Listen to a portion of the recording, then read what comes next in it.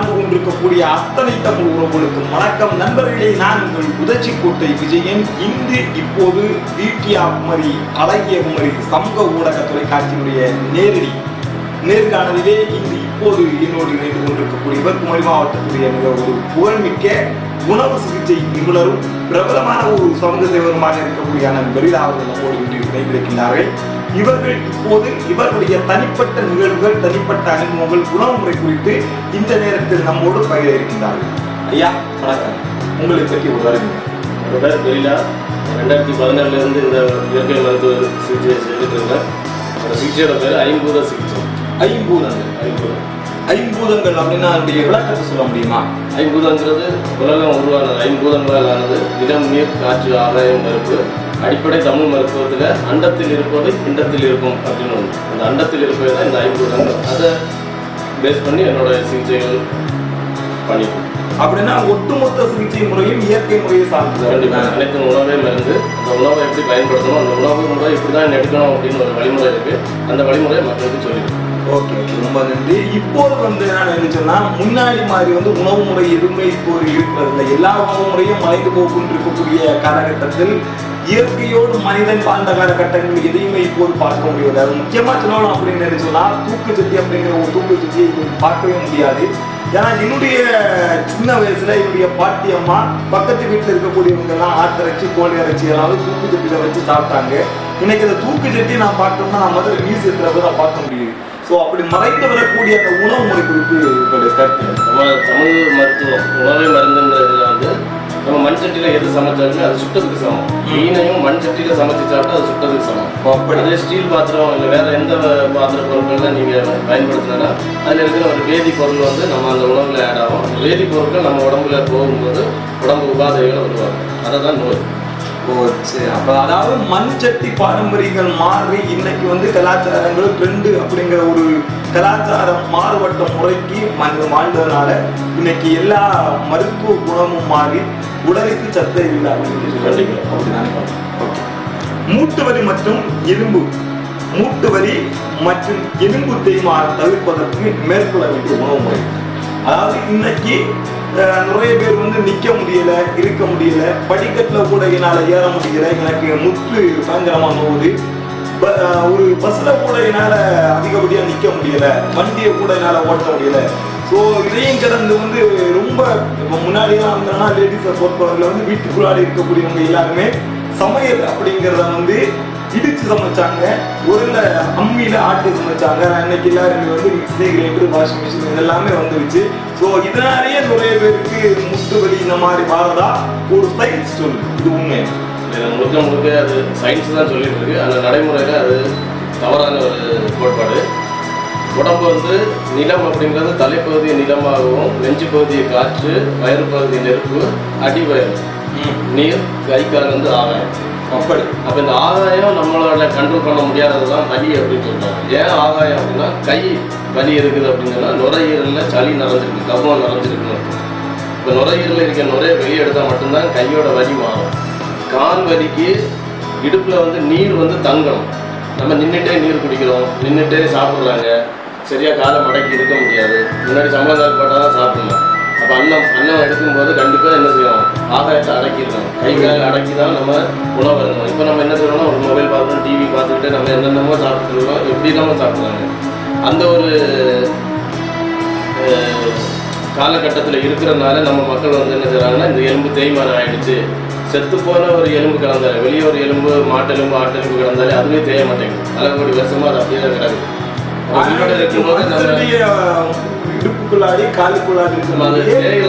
இந்த ரெண்டு எலும்பையும் கனெக்ட் பண்ற ஒரு நரம்பு லூஸ் ஆயிருக்கு. அந்த நரம்புகள் லூஸ் ஆயிருக்கிறதுனால அதை டைட் பண்றதுக்கு தான் நாங்க என்ன செய்வோம், எங்கள்கிட்ட வர்றவங்க என்ன செய்வோம்னா காலையில் 60 தோப்பு கரணம், இரவு சாப்பிட்டு தூங்க போக முன்னாடி 60 தோப்பு. இப்படி இந்த தோப்பு கரணம் போடுறதுனால அவங்களுக்கு வரக்கூடிய நன்மைகள் என்ன? இதை கடந்து நான் அதாவது பத்திரிகையில் மற்றும் சமூக ஊடகத்தில் நான் பார்த்த தகவல் பார்த்தீங்கன்னு சொன்னால், இந்த அதாவது தோப்புக்கரணம் என்ற இந்த ஒரு மிகப்பெரிய தமிழருடைய பாரம்பரிய பண்பாடு பல்வேறு வெளிநாட்டு கலாச்சாரமும் வெளிநாட்டவியர்களும் இன்னைக்கு பாரம்பரியமா பண்ணிட்டு இருக்காங்க. ஆனா அது தமிழ்நாட்டுல வந்து இப்பவும் வந்து ரொம்ப கம்மியா இருக்கு அப்படின்னு சொல்ல முடியாது. மறைந்து கொண்டு இருக்கு. அது என்ன அப்படின்னா ரிஃப்ளெக்ஸஸ் சொல்லுவாங்க, அனிச்சேஸ்ன்னு சொல்லுவாங்க தமிழ்ல. வலது பக்க மூளைக்கு இடது பக்கம் உடம்பு வேலை செய்யும், இடது பக்க மூளைக்கு வலது பக்க உடல் உறுப்புகள் வேலை செய்யும். இப்போ இது ரெண்டையும் கனெக்ட் பண்ணோம் அப்படின்னு சொல்லும்போது நம்ம காதை பிடிச்சிட்டு போட்டு நம்ம இருந்து எழும்பணும். ஃபுல்லாக இருந்து எழும்பும்போது நம்ம உடம்புல இருக்க நரம்புகளுடைய ஓட்டமும் ரைட் லெஃப்ட் கனெக்ட் ஆகி ஓடும். இப்போ இந்த தோப்புகரணம் போடுறதுனால மூளைக்கு வரக்கூடிய ரத்தம், அதாவது பிளட் சர்க்குலேஷன் நல்லா நடக்குது, அதே நேரத்தில் ஞாபக சக்தி அதிகமா இருக்குது அப்படின்னு சொல்லக்கூடிய உண்மை. கண்டிப்பா மூளைக்கு ரத்த ஓட்டம் போனாலே அங்கே ஆக்சிஜனேஷன் நடக்கும். ஆக்சிஜனேஷன் நடந்ததுன்னா அந்த செல் என்ன செய்யும், அதோட வேலையை செய்ய ஆரம்பிச்சு. அது 3 வேலையும் நடக்கும். ஒன்று லிம்பாட்டிக் ஃப்ளூயிடுன்னு இருக்குது. லிம்பாட்டிக் மீன்ஸ் நம்ம நிணநீர் ஓட்டம் சொல்லுவாங்க, அதே மாதிரி நரம்பு மண்டல ஓட்டம், ரத்த ஓட்டம். இந்த 3 தான் ஒரு மனிதன் ஆரோக்கியமாக இருப்பதற்கான வழிமுறை செய்யும். இந்த தோப்புகள்லாம் அதை செய்ய வைக்குது. சரி, ஓகே. ஸோ அடுத்த கட்டமாக இந்த நிகழ்ச்சியுடைய ஒரு மிக முக்கியமான ஒரு கேள்வியுடைய கட்டத்துக்கு நம்ம வந்திருக்கிறோம். நீங்கள் இருக்கக்கூடியது நம்முடைய குமரி மாவட்டத்தில் இருக்கீங்க. இந்த குமரி மாவட்டத்திலிருந்து பல வெளிநாடுகளுக்கும் பல வெளியூர்களுக்கும் போய் நிச்சயமாக நீங்கள் மருத்துவம் பார்த்துருக்கீங்க. ஸோ பல்வேறு விதமான உணவு பழக்க வழக்கத்தையும் நிச்சயமாக நீங்கள் பார்த்துருக்கீங்க. அதில் ஸோ கன்னியாகுமரி என்னன்னு சொன்னாலே இன்னைக்கு எல்லாருமே வந்து கன்னியாகுமரிலாம் மீன் தான், கன்னியாகுமரிலாம் பீஃப் ரோஸ்ட் தான், இல்லை கன்னியாகுமரினா கிழங்கும் இறைச்சி தான், கன்னியாகுமரினா பழஞ்சு தான். இந்த மாதிரி ஒவ்வொருத்தரும் ஒவ்வொரு ஸ்டைல சொல்றாங்க. ஸோ அதுல உங்களுக்கு ரொம்ப பிடிச்ச உணவு என்ன? இப்ப கன்னியாகுமரி மாவட்டத்துல இப்போ இருக்கக்கூடிய காலகட்டத்துல உங்களுடைய இளம் பருவத்திலையும் இப்போ இருக்கக்கூடிய பருவத்திலையும் மக்களுடைய ட்ரெடிஷனல் வரவேற்பு பெற்ற உணவு முறை, அதாவது குமரி மாவட்டத்துடைய ஸ்பெஷல். குமரி மாவட்டம்ல தமிழர்களோட மரபு உணவு அப்படின்னாலே மரபு புட்டுன்னு சொல்றாங்க. இப்போ இருக்க காலகட்டத்தில் இருக்க மக்களுக்கு மரபு புட்டுன்னா என்னன்னு தெரியுமான்னு தெரியாது. அரிசி, பச்சரிசி மாவை பொடிச்சு மூங்கில் கம்பில் வச்சு தேங்காய் மட்டும் போட்டு சாப்பிடுவாங்க. இதுதான் தமிழர்களோட மரபு உணவு. தமிழர்கள் எடுக்கக்கூடாத உணவு தான் புளிச்ச மாவை எண்ணெயில் சுட்டு சாப்பிடக்கூடாதுன்னு நம்மகிட்ட மருத்துவ அறிக்கையில் புளிச்ச மாவை எண்ணெயில் சுட்டு சாப்பிடக்கூடாது. அது இட்லி தோசை நம்ம எடுக்க விடுறோம். தமிழர்களோட மரபு உணவு மரபக்கம் மீன்ஸ் மூங்கில் கம்பில் போட்ட. அப்படி இந்த இட்லி தோசை வந்து அதிகப்படியா வந்து சேர்த்துக்கிறதுனால என்ன மாதிரியான பாதிப்பு வருது? ஆக்சுவலா வந்து இன்னைக்கு இட்லி தோசைங்கிறது இல்லாத மக்களே கிடையாது, இல்லாத வீட்லையுமே இருக்கு. இன்னைக்கு பல்வேறு விதமா இப்போ நீங்க தோசைன்னு சொல்லி பார்த்தீங்கன்னாலே ஒரு 58 கேட்டகரி இருக்கு. இட்லின்னு கேட்டாலும் ஒரு பலவகையான கேட்டகரி இருக்கு. ஸோ ஆக்சுவலி இதை ஒரு இட்லி தோசை அப்படிங்கிறத வந்து எடுக்கக்கூடாதுன்னு சொல்றது இதில் கொஞ்சம் புதுமையாக இருக்காது. விளக்கமாக சொல்ல முடியுமா? இந்த மாவு புளிச்சது அப்படின்னாலே அதில் பாக்டீரியாக்கள் உள்ளோம். அந்த பாக்டீரியாக்கள் நல்ல பாக்டீரியாக்கள் சொல்கிறாங்க. ஆனால் அது மண்சட்டியில் வச்ச மாவாக இருந்தால் நல்லது. அது நீங்கள் ஸ்டீலில் வச்சிங்கன்னா கொழுப்பு உருவாகும். கொழுப்பு மீன்ஸ் கெட்ட கொலஸ்ட்ரால். அதே மாதிரி அலுமினிய பாத்திரத்தில் வச்சிங்கன்னா அது அமோனியான ஒரு டாக்ஸின் பாருங்க. இதை நீங்கள் எண்ணெயில் விட்டு வேக வைக்கும்போது அது இன்னொரு கெமிக்கல் ப்ராசஸாக தான் இருக்கும். இது அடிப்படையாக நம்ம தாத்தா பாட்டி காலத்தில் முன்னோர்கள் என்ன செய்வாங்கன்னா ஒரு காட்டன் துணியில் வச்சு மாவை ஊற்றி பயன்படுத்தியிருக்காங்க. இப்போ அப்படி இல்லை, எல்லாம் எண்ணெயில் தான் எடுத்து சுட்டு சாப்பிட்றாங்க. எண்ணெயில் சுடுறதுனால உடம்புல வந்து வாதம் உருவாங்க. ரத்தத்தில் இஎஸ்ஆர் அப்படின்னு சொல்லுவாங்க, எரித்ரோசைட் செடிமெண்டேஷன் ரேட்டுன்னு. அது வந்து அதிகம் ஆச்சுன்னா அந்த அதிகம் ஆகிற ஒரு கெட்ட இது வந்து மூளையில் போய் அடங்கலாம் பக்கவாதம் வரும், காட்டில் போய் அடங்கலாம் ஹார்ட் அட்டாக் வரும், விதப்பை எல்லாது கர்ப்பப்பையில் போய் அடங்கலாம் வெரிகோஸ் வரும். அதாவது நீங்க சொல்லக்கூடிய இந்த கருத்துடைய அடிப்படையில நம்ம சிந்திச்சு பார்க்கும்போது முன்னாடியெல்லாம் வந்து முடக்குவாதம் பக்கவாதம் சொல்லக்கூடியது ஒரு 45, 48 அதிகபட்சம் 60 வயசுக்கு மேலானவங்களுக்கு தான் வந்து அந்த முடக்குவாதங்கள் அப்படிங்கிறது வந்துட்டு இருந்துச்சு. பட் ஆக்சுவலி இதை இப்போ நம்ம ஒரு இடைப்பட்ட காலத்தில் நம்ம பார்க்கும்போது இந்த சின்ன ஒரு இளைய தலைமுறையில் இருக்கக்கூடிய ஒரு 30 வயசு 35 வயசானவங்களுக்கு வந்து இந்த முடக்குவாதங்கள் அப்படின்னா பாரதத்துக்கு ஒரு முக்கியமான காரணங்கள் உணவு முறை. அதுவும் தோசை, இட்லி. ஆனால் நம்ம குமரி மாவட்டத்தோட உணவு அப்படின்னாலே வரலாறு படி போனோம் அப்படின்னா கன்னியாகுமரி மாவட்டத்தை தாண்டி போனாலே கன்னியாகுமரி மக்களுக்கு ஒரு பேர் இருக்குது, கிழங்கம்மா. அதுக்கு அடிப்படை காரணம் என்னென்னா இங்கே கிழங்கு தான் உணவு. ஓகே, அந்த கிழங்கையும் மருத்துவமாக பண்ணுறது வந்து நாங்கள் படிச்சு வச்சுருக்கோம். அந்த மருத்துவத்தை வேணால் நான் அவங்க சொல்கிறேன். இந்த கடைசியாக இது முடிஞ்ச பிறகு கிழங்கு மருத்துவம்னு தனி நான் சொல்லிட்டேன். Okay okay okay. அதாவது இன்னைக்கு எல்லாருமே ஃபாஸ்ட்டாக வராங்க, ஃபாஸ்ட்டாக போகணும்னு நினைக்கிறாங்க. எல்லாத்துலேயுமே ஃபாஸ்ட் தான். ஸோ ஒரு என்ன எடுத்தாலுமே வந்து யாருமே இன்னைக்கு வெயிட் பண்ணுறதுக்கு யாருமே டைம் கிடையாது. காலையில் வந்து அப்பா வேலைக்கு போகணும், அம்மா வேலைக்கு போகணும்னா குழந்தைய வந்து பார்க்கறதுக்கு கூட இன்னைக்கு யாருக்குமே டைம் கிடையாது. 9:30 மணினா அந்த 9:30 மணிக்கே போகக்கூடிய அந்த நேரத்தில் குழந்தைங்களுக்கு கூட இன்னைக்கு வந்து ஃபுட்டு வந்து எல்லாமே வந்து மோஸ்ட்லி இன்னைக்கு பார்த்தீங்கன்னா சொமேட்டோ அந்த மாதிரி தான் இன்னைக்கு டெலிவரி உணவாக போயிட்டு இருக்கு. ஸோ அந்த நேரங்களில் வந்து இப்போ ஃபாஸ்ட் ஃபுட்டு பழக்கம் வந்து எல்லாத்தையுமே அதிகமாக பரவிட்டு இருக்கு. இந்த ஃபாஸ்ட் ஃபுட்டை அதிகப்படியாக மக்கள் எடுக்கிறதுனால வரக்கூடிய அந்த பிரச்சனைகள் என்ன, அந்த ஃபாஸ்ட் ஃபுட்டை ஏன் எடுக்கலாம கூடாது? எந்த இடம் ஃபாஸ்ட் ஃபுட்டு வந்து சயின்டிஃபிக்கலி 190% நல்ல உணவு தான் இருக்குது. அந்த ஃபாஸ்ட் ஃபுட்டில் நீங்கள் பயன்படுத்துகிற பொருட்கள் தான் தவறு. என்ன மாதிரியான பொருட்களாக இருக்குது? இப்போ ஃப்ரிட்ஜுக்குள்ளே வச்சுக்கிட்டு மீட்டை வந்து ஃப்ரீஸ் பண்ணுறாங்க. ஃப்ரீஸ் பண்ணியதுனால அது பங்கலேட்டடாக மாறும். ஓகே. இதுக்கு பயன்படுத்துகிற ஆயில், ஓகே, ஆயில் தான் மெயின் ப்ராப்ளம். என்ன மாதிரியான எண்ணெய்? எந்த எண்ணெய் இருந்தாலும் தெரியும். ரீஃபைண்ட் ஆயில் சொல்கிற எல்லா எண்ணெயுமே விஷம் தான். அப்படி அதாவது சுத்திகரிக்கப்படாத மூலப்பொருட்களால் உற்பத்தி பண்ணக்கூடிய எந்த ஒரு ஃபாஸ்ட் ஃபுட்டுமே கேட்டாது. ஆனால் அந்த ஃபாஸ்ட் ஃபுட்டை அவங்க தனியாக பேர் செமி பாயில்டு ஃபுட்டு ஃபாஸ்ட் ஃபுட்டுன்னு சொல்கிறாங்களா, எல்லாமே பாதி வேக வச்ச உணவு தான், ஃபுல்லாக வேக வைக்கல.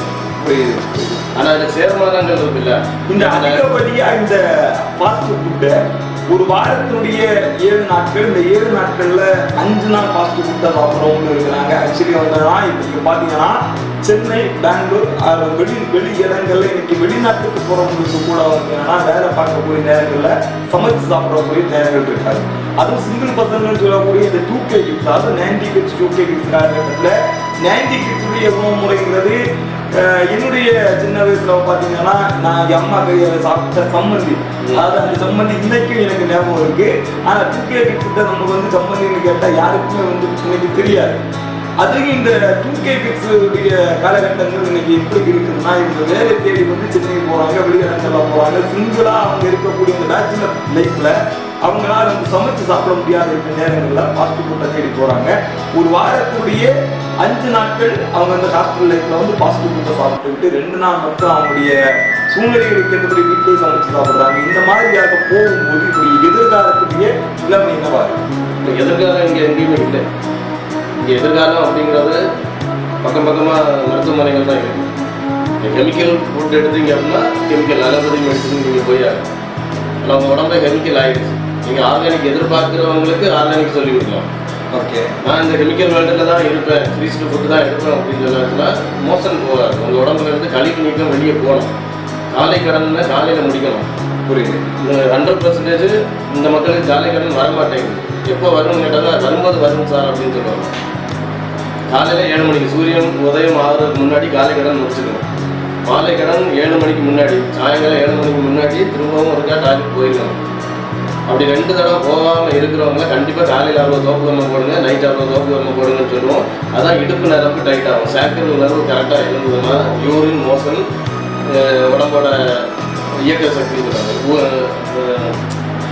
அதாவது அந்த உடம்பு வந்து மிஷின் மாதிரி வந்து ஓடிக்கிட்டே இருக்கிறதுக்கு காரணம் வந்து அவருடைய உணவு முறை ஃபாஸ்ட் ஃபுட்டாக எடுத்தாலும் அவங்களுடைய எக்ஸசைஸ், அதாவது உடம்புக்கு கொடுக்கக்கூடிய அந்த உடற்பயிற்சி அதை இந்த 60 காலையில் 60 தோப்பணும், நைட் 60 தோப்பணும் போட்டாலே உடம்பு உந்து சக்தி வரும். உந்து சக்தி தான் அந்த கழிவுகளை வெளியே. அதுக்கப்புறமா எனக்கு இன்னொரு டவுட்டும் இருக்கு. ஏன்னா என்னுடைய ஆழமான ஒரு சந்தேகம் என்ன வந்து பார்த்தீங்க அப்படின்னா, இன்னைக்கு வந்து சீனி, அதாவது சுகரை இன்னைக்கு வந்து நிறைய பேர் இன்னைக்கு எடுக்கிறது இல்லை. எல்லாருமே இன்னைக்கு வந்து ட்ரெடிஷனலாக மாறிட்டாங்க. நாட்டு சர்க்கரை, இஞ்சி டீ இருக்கு, பாதாம் டீ இருக்கு, பல்வேறு விதமான டீயை வந்து டீயில, அதாவது ஒரு தேநீர்ல பல விதமான வகைகளை வந்து இன்னைக்கு தேநீர்ல வச்சிருக்கிறாங்க. அதாவது அந்த தேநீரில் அந்த உற்பத்தி செய்யப்படக்கூடிய இந்த மூலப்பொருட்கள் அத்தனைகளுக்கு ஒரிஜினாலிட்டியாக கிடைக்குமான்னு கேட்டால் நிச்சயமா எனக்கு என்னுடைய அனுபவத்தை அதுக்கு நான் பார்த்தது கிடையாது. அதாவது கிராமப்புறங்கள்ல அது ஒரு நாட்டுப்புற மக்கள் வாழ்ந்து இருக்கக்கூடிய இடத்துல மட்டும்தான் இன்னைக்கு பனங்கள் பற்றி பனம் பால், கற்கண்டு பால், பாதாம் பால் நம்ம பார்க்க முடியுது. மற்ற மாதிரி நம்ம சிட்டிக்குள்ளாடி போயாச்சுன்னு சொன்னா பல விதமான டீஸ் இருக்கு. ஆனா அந்த டீயை வந்து நம்ம நாட்டுக்கு சர்க்கரை அப்படின்னு நம்ம குடிக்கிறோம். அது அவ்வளவு ஒரிஜினலா இருக்கிறது இல்லை. அதை கடந்து வந்து இன்னைக்கு சீனியை குடிக்கிறதுனாலையும் நாட்டு சர்க்கரை குடிக்கிறதுனாலே வரக்கூடிய நன்மைகள். சீனி 100% கெமிக்கல் ப்ராடக்ட். ஓகே, ரெண்டுக்கும் வித்தியாசம். வேதி உப்பு வேற, தாது உப்பு வேற. வேதி உப்பு வேற, தாது உப்பு வேற. வேதி உப்பு ஒரு லேபில் வச்சு உருவாக்குறது.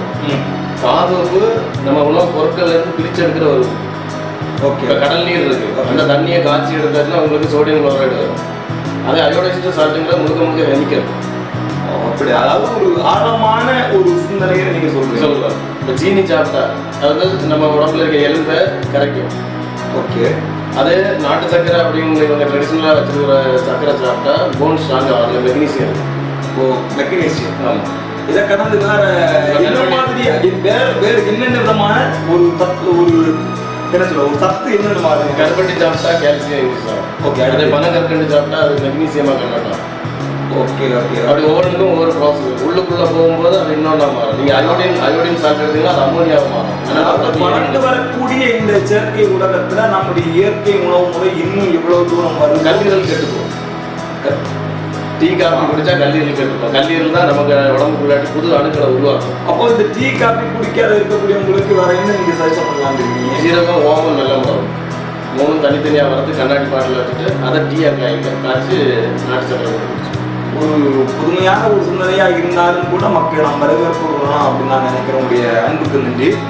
அதுக்கு அடுத்தபடியா இன்னைக்கு நிறைய இடங்கள்ல பார்க்க முடியுது. இன்னைக்கு நான் ரொம்ப குண்டா இருக்கிறேன், எனக்கு உடனடியா எனக்கு நான் வந்து கம்மியாக வந்து பார்த்தீங்கன்னா யாருமே என்னை பார்க்க மாட்டேங்கிறாங்க, எனக்கு மேரேஜ் ஆக மாட்டேங்குது. எனக்கு மேரேஜ் ஆனால் கூட வந்து என்னன்னா என்னுடைய உடல் எடை அதிகமாக இருக்குது, வேலை பார்க்கக்கூடிய இடத்துல வந்து டிஸ்டர்பாக இருக்குது, பப்ளிக்ல போக முடியல. ஸோ இந்த மாதிரியான ஒரு எண்ணத்தில் உடல் எடை குறைப்புக்காக வந்து அதிகப்படியான கெமிக்கல் பொருட்களை வந்து நிறைய பேர் இன்னைக்கு எடுக்கிறாங்க. அதுலேயும் வந்து அதிகப்படியான நேரங்கள் வந்து உடல் எடை குறைப்பதற்காக ஜிம்மு மற்ற மாதிரி யோகா இந்த மாதிரி வந்து ஸ்பெண்ட் பண்ணக்கூடிய இடங்கள்லேயே நிறைய பேருக்கு வந்து இன்னைக்கு வந்து ஹார்ட் அட்டாக் வருது, ஸ்பாட் டெத் நடக்குது, ஸ்ட்ரோக் வருது. இதற்கான காரணம் என்ன? காரணம் ஆக்சிஜன் டெஃபிஷியன்சி. கொஞ்சம் தமிழில் கொஞ்சம் விளக்கமாக சொல்ல முடியுமா? உயிர் காற்று பற்றாக்குறை. உடம்புக்குள்ளாடி கெட்ட கேஸ் யாரும் இருக்குது, மீன்ஸ் கார்பன் டை ஆக்சைடு உடம்புக்குள்ள அதிகமாக இருக்குது, நல்ல காற்றை உள்ளாடி கொடுக்கணும். இது ரெண்டே ரெண்டு தியரி தான் இருக்குது. ஒன்று நாளம் உள்ள சுரப்பி, இன்னொன்று நாளம் இல்லா சுரப்பி. கொஞ்சம் விளக்கமா? நாளம் உள்ள சுரப்பி அப்படின்னா நீங்கள் சாப்பிட்டா வேலை செய்யும். ஓகே. அந்த சாப்பாடை குறைக்கவே கூடாது. ஓகே. நாளம் இல்லா சுரப்பின்னு கொஞ்சம் இருக்குது, அதுக்கு நீங்கள் மூச்சு விட்டா தெரியும்.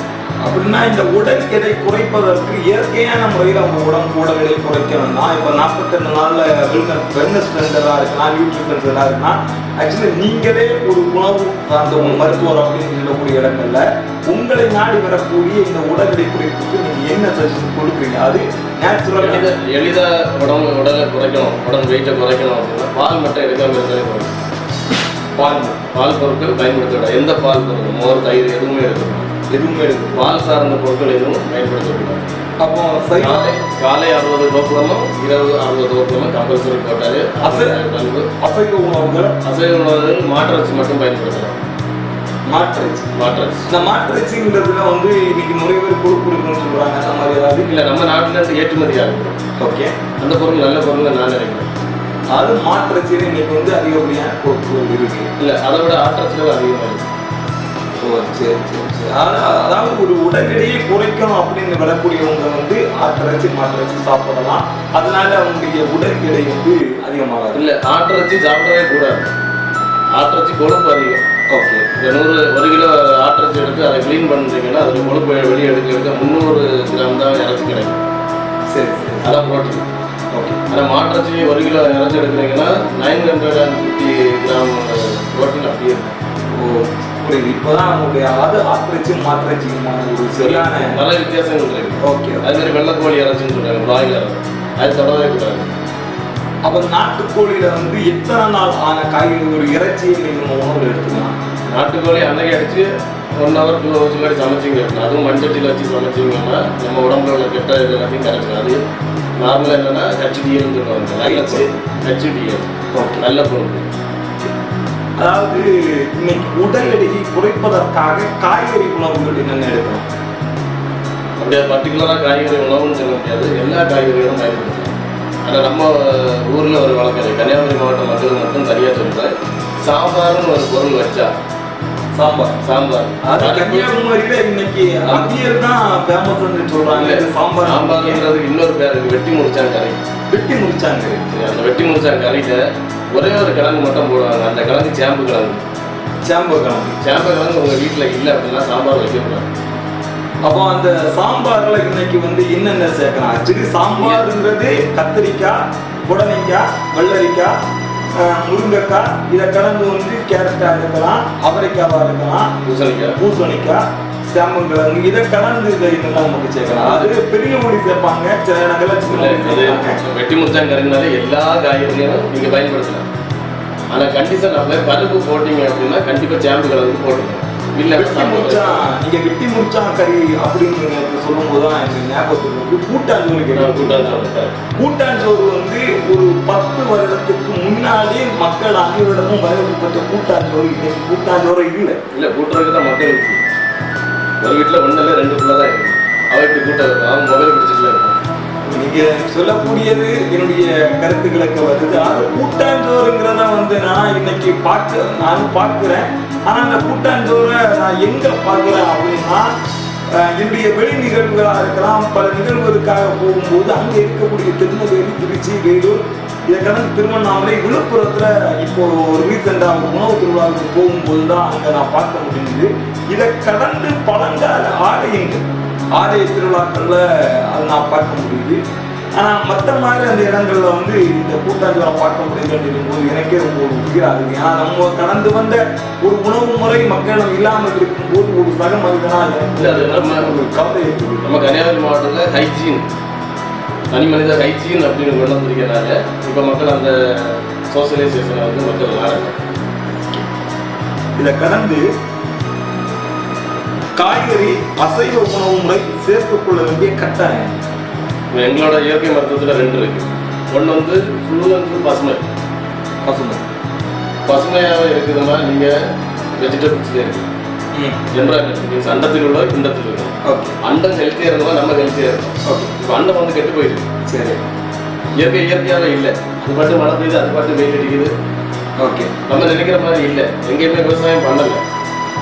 ஒரு மாமரத்தில் பூத்து காய் வருது, யாரும் பறிக்கிறதுக்கு ஆளுங்க, அப்புறம் கீழே தொழிஞ்சுக்குது. அப்போ அதுலேருந்து ஒரு கெட்ட கிருமி உருவாகி என்ன இருக்குது, என்வரான்மெண்டல் சானிடேஷன் ஆகுது. அவ்வளோ கெட்டு போயிட்டு இருக்கு. அந்த மாதிரி கெட்டு போகிற மாதிரி நம்ம உடம்பும் கெட்டு போயிட்டு இருக்கு. அண்டம் கெட்டு போச்சுன்னா நம்ம உடம்பு தானே கெட்டு போயிடும். புரியுது. அப்படி கெட்டு போகிறத திரும்ப ரீகெயின் பண்ணணும்னா அதுக்கு நீங்கள் கண்டிப்பாக நான்வெஜ் போயா நான்வெஜ் அப்படின்னா இப்போ கன்னியாகுமரி மாவட்டத்துடைய ட்ரெடிஷ்னல் குக்கிங்கிறது ஃபிஷ் தான். ஆக்சுவலி கன்னியாகுமரினாலே மீன் தான், அந்த அப்படிதான் சொல்லுவாங்க. அதாவது அந்த மீன் வகைகளில் எந்த விதமான மீன் நம்ம எடுத்துக்கலாம்? இல்லை, அதில் 2 வெரைட்டியாக பிரிக்கலாம். இது கருவாடாக பயன்படுத்தணும்னு இருக்கு, இன்னொன்று மீன் குழம்பா வச்சு சாப்பிடணும். இப்போ இந்த கருவாடுன்னு சொல்லும்போது கருவாடுகள் அனைத்தும் வந்து சுத்தமானதாக தயாரிக்கப்படக்கூடிய கருவாடா இருக்குமா அப்படிங்கிறது? இப்போ நமக்கு கருவாடு படிக்கணும்னா உப்பு வேணும். உப்பே இல்லைங்க. உப்பு கெமிக்கல் ஆயிடுச்சு. உப்பு அயோடைஸ்டு சாப்பிட்டுன்னு சொல்லிட்டு அமோனியாங்கிற உப்பு தான் தராங்க. இப்போ நாங்கள் என்ன சொல்லணும், அந்த கருவாடை சாப்பிடாதுங்கன்னு சொல்லுவோம். அதே மாதிரி அமோனியா உற்பத்தி பண்ணுற மீன் வகைகள் இருக்கு. நெத்தலி, நவரை, விளமீன், வாழை மீன். நெத்தலி, நவரை, விளமீன், வாழை மீன். அப்போ அந்த கனவா, ராடு, அது இன்னொரு வகை இருக்கு. நண்டு, ராடு, சிப்பி, கனவா. இது உடம்பு சூட்டை கொடுக்கும். அது வந்து பெரிய பெரிய சப்ஜெக்ட். சரி, அது உள்ளுறுப்புகள் போயிட்டு உள்ளுறுப்புகளில் வந்து நிறைய வேதிவினை மாற்றங்களை இந்த மீன்கள் உருவாக்குறதுல இது எடுக்காதுன்னு சொல்லுவோம். அதாவது இந்த மீன் வகை உணவு முறையில வந்து கருவாடா ஆக்கி சமைக்கிறது நல்லா இருக்குமா, பொரிச்சு சாப்பிடுறது நல்லா இருக்குமா, இல்லை கறி வச்சு சாப்பிடுறது? இந்த 3 கேட்டகரியில எதுல அதிகப்படியான சத்து இருக்கு? இல்லை எது நம்ம வந்து ஆக்சுவலி இதை கொழுப்பு உடம்புல வரக்கூடிய கொழுப்பா இருக்கா, இந்த மாதிரி தவிர்க்கிறதுக்கு இதை என்ன மாதிரி கட்டுறாங்க? இல்லைங்க, கொழுப்பு அப்படிங்கிறது வந்து யாரும் உணவுலேருந்து வரவே இல்லை. கொழுப்பும் சர்க்கரை நோயும் உணவுலேருந்து வரவே இல்லை. இது நீங்கள் உடம்புக்குள்ளாடி போயிடுச்சு, வெளியே போக வேண்டிய வேலையை அதை செய்யுது, உடம்பு செய்யுது. வெளியே போகாமல் ஒரு ப்ராசஸ் உடம்புக்குள்ளாடி நடக்கும். நம்மளுடைய மூளை யாரெல்லாம் ராத்திரி தூக்கம் இல்லாமல் முடிச்சிருக்கிறாங்களோ அவங்களுக்கு கொலஸ்ட்ரால் சுகர் வரும். அப்படின்னா இந்த மீன் வகையை நான் என்னுடைய கேள்வி என்னவாக இருக்குது அப்படி பார்த்தீங்கன்னா, இந்த மீனை வந்து பொரிக்கிறாங்க, சமைக்கிறாங்க, அதாவது கறி வச்சு சாப்பிட்றாங்க, கருவாடாக்கி சாப்பிட்றாங்க. இந்த 3ல நீங்க எது பெஸ்ட்? மீன் வந்து நம்ம மக்கள் எப்படி பயன்படுத்தினாங்கன்னா, இன்னைக்கு மீன் வச்சு நாளைக்கு தான் சாப்பிடுவாங்க. இன்னைக்கு மீன் குழம்பு வச்சு இன்னும் சாப்பிட மாட்டாங்க. அதை உரியில கட்டி வச்சுருவாங்க. சரி சரி. அடுத்த நாள் எடுத்து என்ன செய்வாங்க, பழைய சாதத்தை கூட சாப்பிடுவாங்க. அந்த சட்டியில வச்சது அது சுட்டதுக்கு சமம். சரி சரி. சுட்ட மீனில் ஒமேகா 3 இருக்கும். ஒமேகா 3 எசென்சியல் ஃபேட்டி ஆசிட் இருக்கும். இப்போ நீங்கள் எண்ணெயில் போட்டு சுடுறீங்கல்ல, ஆமாம், அது கன்வெர்ட் ஆகிடும். ஒரு பொருளை வெப்பப்படுத்தினா அது தன்னோட இயல்பு நிலையிலிருந்து வேதிவினை மாற்றத்துக்கு உட்படும். அப்போ நீங்கள் எண்ணெயை சூடாக்கிட்டீங்க, அதில் ஒரு பொருளை போட்டுட்டீங்கன்னா அது வேற மாதிரி மாறிடும். புரியுது. அதனால தான் நம்ம சமையல் எண்ணெய்களை கவரில் எழுதிருக்காங்க, ஒரு முறை மட்டும் பயன்படுத்திக்கணும். இன்னைக்கு இந்த எண்ணெய் நீங்க எடுத்து பாத்தீங்கன்னு சொன்னா இன்னைக்கு வந்து எண்ணெய்களுடைய தரங்கள் வந்து மாறுபட்டு வந்துட்டு இருக்கு. அது கல்லெண்ணெய் இருக்கு, செக்கெண்ணெய் இருக்கு, மிஷின் இருக்கக்கூடிய எண்ணெய்கள் இருக்கு. அதாவது கன்னியாகுமரி மாவட்டத்துல இப்ப இருக்கக்கூடிய காலகட்டத்துல ஒரு கிலோ தேங்காவுடைய விலை ஒரு 75 to 90 நோக்கி போயிட்டு இருக்கு. இந்த காலகட்டங்களில் நீங்க எப்படி பாக்குறீங்க? ஒரு வளர்ச்சின்னு நினைக்கிறீங்களா இல்ல வீழ்ச்சி நினைக்கிறீங்களா? என்ன கேட்டா 1 கிலோ தேங்காய் வந்து 5000 ரூபாய்க்கு விற்கும். 5000? ஆமா, அப்பா கண்டிப்பா யாருமே பயன்படுத்துறீங்க. அவங்க உயிரை கொடுத்து மேலே யாரும் வெட்டி போடுறாங்க. நீங்க அதை எடுத்து சாப்பிட்றதுக்கு நேரம் இல்லை. அதை காய வச்சு உடச்சி எண்ணெய் ஆக்கி கொண்டு வந்தால் நீங்கள் எண்ணெய் வாங்குறதுக்கு ஆளுங்க. ஏன்னா அதில் கொழுப்பு இருக்குங்க. சரி, கொழுப்பே இல்லாத எண்ணெய் கிடையாது. சாப்பிட்டதுல ஏன் ஹாஸ்பிட்டலில் போடுது? மருத்துவமனை ட்ராக் மாதிரி போயிட்டு இருக்கு. எல்லாருமே காட்டில் அடைப்பு 2 மாறி போயிடுச்சு. ஒரு நல்ல கொழுப்பு எங்கே இருக்குன்னா அந்த தேங்காய் தான். தேங்காய் தான். ஆமாம். நம்ம இந்த தேங்காயுடைய தேங்காய் பாலாக இருக்கலாம், தேங்காய் திபோராக இருக்கலாம். தேங்காயை வந்து இன்னைக்கு வந்து சிக்கன் மட்டனுக்கு இதை கலந்து வந்து ஹோட்டல்ல கூட வந்து இன்னைக்கு வறுத்தரைக்க மசாலான்னு சொல்லுவாங்க. அந்த வறுத்தரைக்க மசாலால வந்து வறுத்தரைக்கிறது நல்லா இருக்குமா, இல்லை அந்த தேங்காயை வந்து ஒரு கொப்பரையிலே வச்சு அதை அப்படியே கன்னியாகுமரி சாயங்காலத்தில் போனோம் அப்படின்னா உணர்த்தி வைக்கிறது அப்படின்னு சொல்லுவாங்க. அதை வந்து தமிழ்ல உலர வைக்கிறது, இல்லை உணர்த்த வைக்கிறது சொல்லுவாங்க. இல்லை இது நல்லா இருக்கு. நம்ம முன்னோர்கள் ஏற்றபடி போனோம் அப்படின்னா இரும்பு சட்டியில வளர்த்துருக்காங்க, மண் சட்டியில வளர்த்து அம்மியில வச்சு அரைச்சிருக்காங்க. அம்மியில வச்சு இப்போ நம்ம உடம்புல 3 உறுப்பு இருக்கு: கல்லீரல், மண்ணீரல், நுரையீரல். கல்லீரலுக்கு கொஞ்சம் கல் கொடுப்பாங்க. அப்போ அந்த அம்மிக்கல்ல வச்சு அரைக்கிறப்ப பாதி கல்ல தின்றுப்பாங்க. புரியுது. அப்போ தாது மீன்ஸ் தேங்காயில வந்து விட்டமின் ஏ, டி, ஈ இருக்கு. அதை வந்து அம்மிக்கல்லுக்கு வச்சு அரைக்கும் போது மினரல்ஸ் எல்லாம் அதில் அப்சர்வ் ஆகிடும். அதை வச்சு நம்ம சாப்பிட்டோம்னா நமக்கு கல்லீரல் வந்து ஹெல்த்தியாக இருக்கணும், கொழுப்பு கிடையாது. Okay okay. அப்போ உள்ளூர் செய்கிற எல்லா வேலையும் என்ன செய்யும்? ஓகே, இந்த மசாலா ஐட்டங்கள் செய்யும். ஓகே. விளையாட்டு வீரர்கள் உடல் ஆரோக்கியத்தை மேம்படுத்த அவர்கள் மேற்கொள்ள வேண்டிய உணவு முறை. அதாவது கன்னியாகுமரி மாவட்டத்தில் நீங்க இன்னைக்கு இருந்து பாத்தீங்கன்னா இன்னைக்கு வாவரை அப்படின்னு சொன்னா ஓட்டப்பந்தமா இருக்கு. அதை கடந்து வந்து நம்முடைய நீரோடி முதல் இறமந்துறை அப்படின்னு சொல்லக்கூடிய அந்த 8 ஊர்ல இன்னைக்கு வந்து கால்பந்து இருக்கு. தேங்காய் பட்டணத்தை நீங்க எடுத்து பாத்தீங்கன்னா அங்க வந்து ஃபுல் அண்ட் ஃபுல் வாலிபால் இருக்கு. குளத்துல நீங்க எடுத்து பாத்தீங்கன்னா அங்க வந்து கிரிக்கெட் இருக்கு. கன்னியாகுமரியை நீங்க அந்த சைடு நீங்க தாண்டி போட்டீங்கன்னா நிறைய பிள்ளைங்க வந்து ஹாக்கியா இருக்கலாம், பாக்ஸிங்கா இருக்கலாம், பாஸ்கெட்பாலா இருக்கலாம். ஸோ இன்னைக்கு எல்லா விளையாட்டு வீரர்களுமே வந்தோம்னா இன்னைக்கு அதிகப்படியா நான் வந்து பார்க்கும்போது அவருடைய உடல் ஆரோக்கியத்தை வந்து மேம்படுத்துறதுக்காக ஒவ்வொரு நியூட்ரிஷனா இருக்கலாம், அதாவது உடல் எடை குறைப்பு மருத்துவர்களா இருக்கலாம், எல்லாருமே வந்து ஒவ்வொரு விளையாட்டு வீரர்களுக்கு தனிப்பட்ட ரீதியான ஒரு உணவு முறை சொல்றாங்க. ஸோ நீங்க ஒரு உணவு முறை, ஒரு மருத்துவராக இருந்து ஒரு விளையாட்டு வீரர் எந்த வகையான ஒரு உணவை எடுத்துக்கொள்ளணும், அதாவது எத்தனை லிட்டர் தண்ணி குடிக்கணும், என்ன மாதிரியான உணவை உட்கொள்ள வேண்டும், எந்தெந்த விளையாட்டில் இருக்கக்கூடியவங்க எந்த உணவை எடுத்தால் நல்லா இருக்கும்? இதுக்கு எளிதாக சொல்லணும்னா கிழங்கு மருத்துவத்துக்கே போயிடலாம். கரெக்டான விளையாட்டு வீரர்கள் என்ன அவங்க உடம்ப ஃபிட்டாகவே வச்சுருக்கணும், நோய் வராமல் இருக்கணும்னா முட்டை வந்து வேக வச்ச முட்டை சாப்பிடுறாங்க. ஓகே. முட்டை வந்து நல்லெண்ணெயில் பொரிச்சு சாப்பிடுவோம் அல்லது பச்சையாக சாப்பிடுவோம். கலக்கியை குறிச்சு நீங்க என்ன நினைக்கிறீங்க? கலக்கி வந்து நல்லெண்ணெயில் கலக்கி குடிச்சிங்கன்னா நல்லது.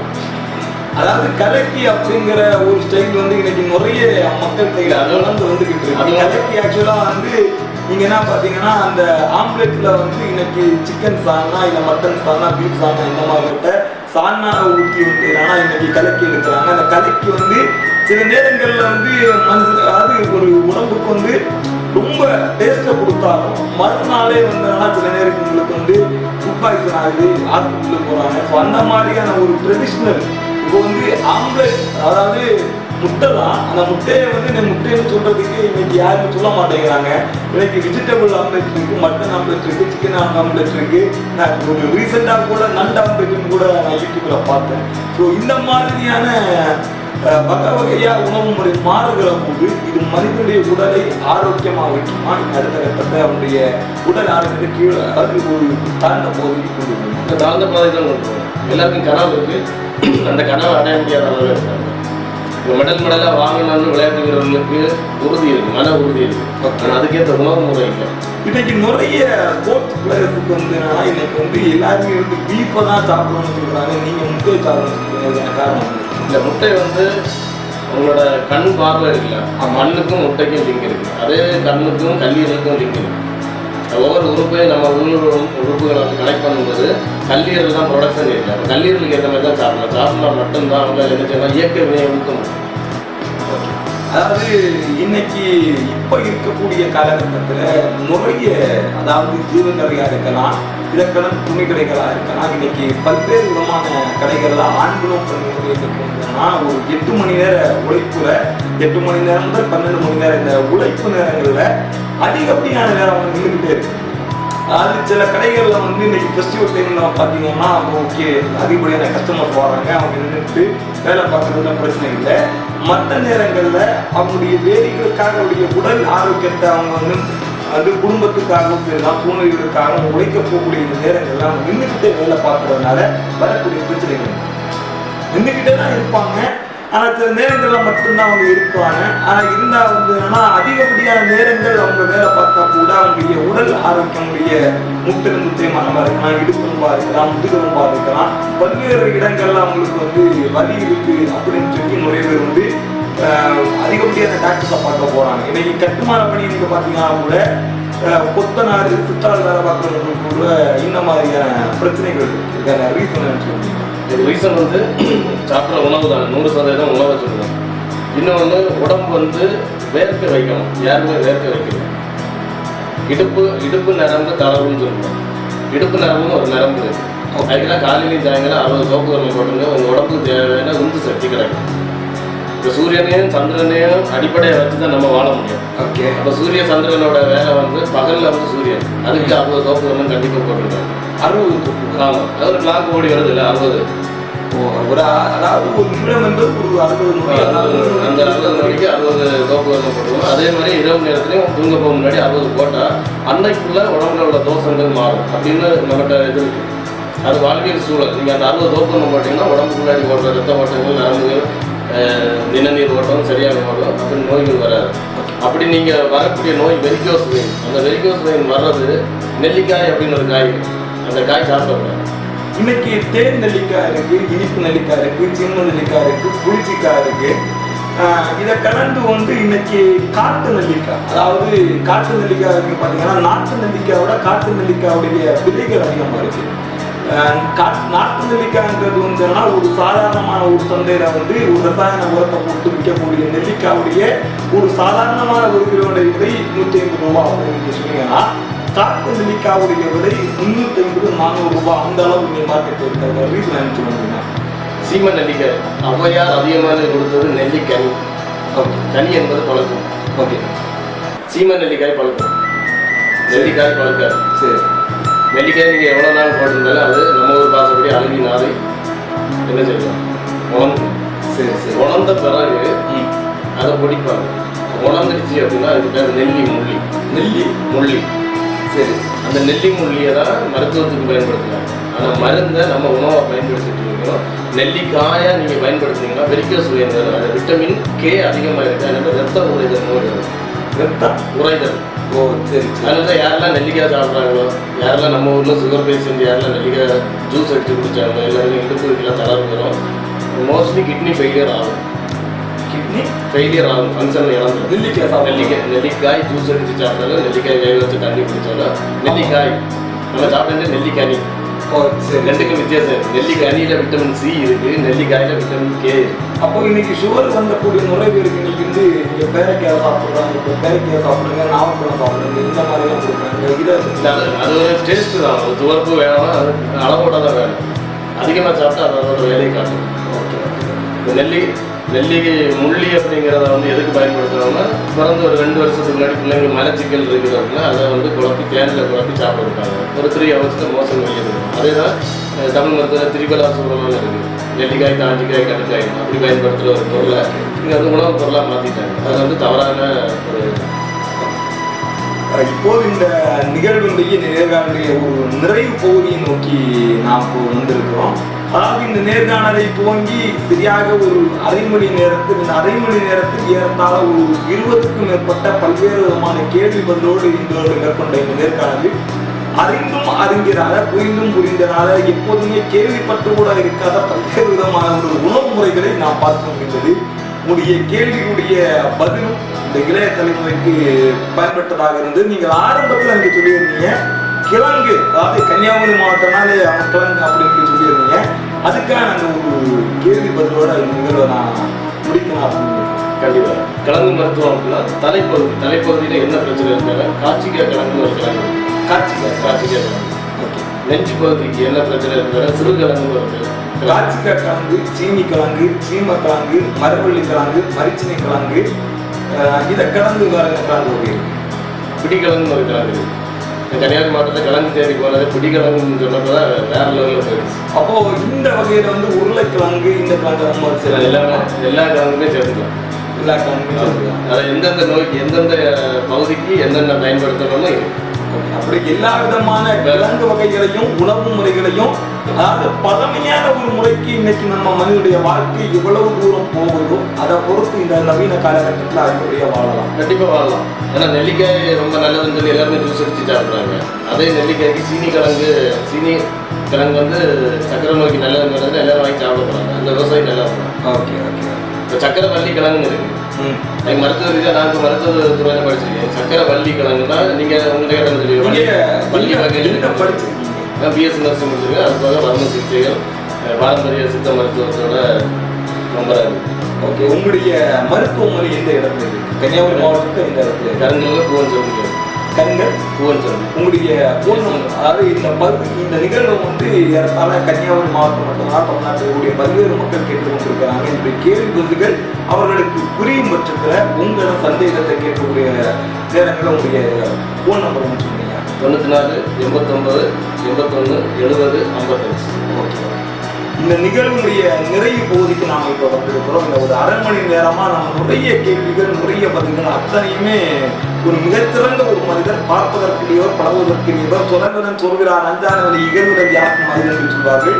அவருடைய சொல்லாக இருக்கலாம், பெயராக இருக்கலாம், சமூக சேவையாக இருக்கலாம், பார்ப்பதற்கு மிகச்சிறந்த ஒரு மனிதர்.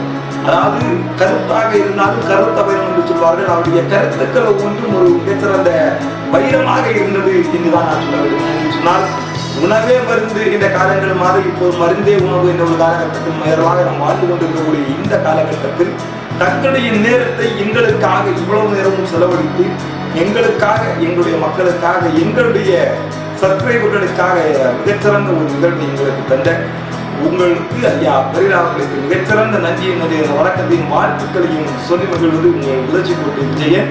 மீண்டும் மீண்டும் மீண்டும் வருவோம். நல்ல கருத்துக்களை தருவோம். பிடிஆ குமாரி பெல்ல அழுத்துங்க, சப்ஸ்கிரைப் பண்ணுங்க, ஷேர் பண்ணுங்க, மக்கா கமெண்ட் பண்ணுங்க. நிச்சயமா இன்னும் நல்ல கருத்துக்களோடு உங்களை தேடி நான் மீண்டும் சந்திப்போம். நன்றி, வணக்கம் உறவுகளே.